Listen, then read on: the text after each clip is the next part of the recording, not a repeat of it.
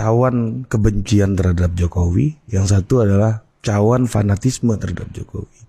Kalau dua orang ini yang maju, polarisasi ini pasti akan tajam. Mas Anies dianggap sebagai sumber polarisasi. Ada tanggapan, Mas?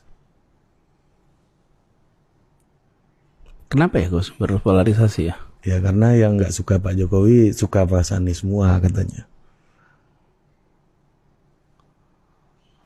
Gini, di dalam setiap pemilihan, apakah itu di Indonesia, apakah itu di negara-negara demokrasi lain, pasti akan terjadi perbedaan pilihan, pasti akan terjadi polarisasi.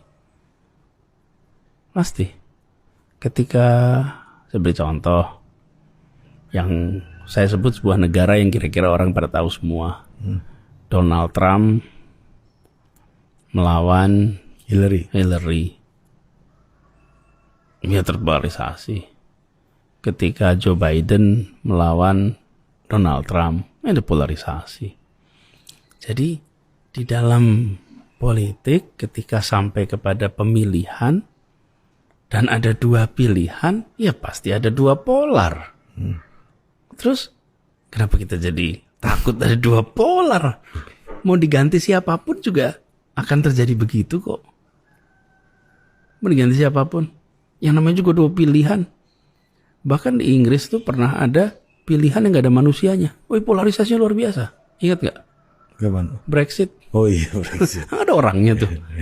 Gak ada calonnya. Gak ada orangnya. Yang satu pro Brexit, yang satu anti Brexit. Polarisasi. Iya. Tiap keluarga pilihan beda-beda. Bener juga ya. Ada orangnya, gak ada orangnya. Nah, justru saya rasa ini adalah sebuah kampanye gratis. Terima kasih, nama saya disebut terus. Tapi kan kalau nggak ada orangnya, harusnya ada yang melarang. Harusnya memang tajam, Mas, karena nggak ada yang melarang. Udah dong gitu. Kayak dulu McCain misalnya memarahi pendukungnya yang menghina Obama di depan umum gitu misalnya. Tapi polarisasi tetap ada. Dan begini, nih ya saya ceritain dikit, Mas. Kenapa sih orang kok takut dengan apa yang disebut? Karena seringkali polarisasi disamakan dengan pecah. Itu masalahnya. Okay. Kan perpecahan pikiran biasa aja ya harusnya. Dan begini, ada fasenya, Hari. Ada polarisasi. Bila polarisasi dibiarkan terus menjadi friksi, lalu friksi jadi konflik. Kalau konflik baru pecah, itu udah pada fase. Lah kita ini baru polarisasi udah wah pecah. Enggak, ini polarisasi perbedaan pilihan. Ini kita kayak Soviet, kayak Yugoslavia gitu loh, Mas. Ada contoh nih. Ya. Apa polarisasi? Lah emang di kampung-kampung pada berantem apa enggak tuh? Yang berantem di virtual semuanya, di WA group kayak di sosmed, di masyarakat biasa-biasa saja. Orang bekerja dengan kegiatannya. Terus di mana pecahnya? Lah jangan sampai kita, alam bawah sadar kita, mengatakan seluruh orang pikiran seragam. Tidak boleh ada perbedaan pandangan. Alam bawah sadar kita bilang begitu. Terus setiap kali ada perbedaan pandangan, ini polarisasi. Dan setiap polarisasi adalah perpecahan. Bukan. Sumbernya Anies Baswedan. Terus kemudian dicarilah kambing hitam. Oke? Nah, jadi kita harus sehat melihat ini. Makanya kami tawarkan gagasan. Kami bawa tadi narasi keadilan. Kita mau mempersatukan. Kita mau memberikan manfaat pada semuanya. Itu. Jangan usah khawatir, polarisasi itu sesuatu yang dalam setiap pemilu di negeri manapun akan selalu terjadi.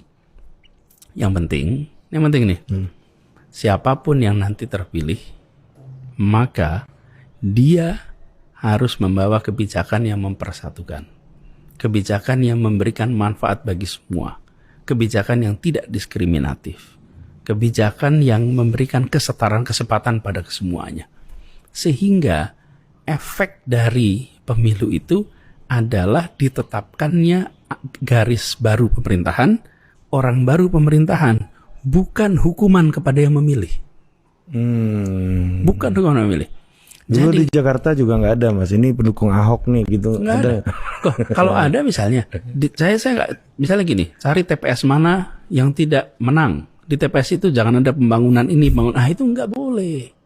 Jadi, ketika di dalam pemilu, orang mengambil pilihan. Setelah dia mengambil pilihan, ada arus baru, kepemimpinan baru, yang dia harus mengambil kebijakan untuk semuanya. Tapi ketika masa pemilunya terjadi perbedaan, ya memang di mana-mana begitu. Di mana-mana begitu. Tidak ada yang baru dengan itu.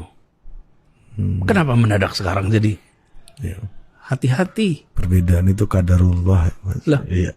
yang penting saya katakan tadi, jangan friksi dibiarkan jadi konflik, polarisasi dibiarkan jadi friksi, Friksi jadi konflik, konflik jadi perpecahan. Ada stagingnya.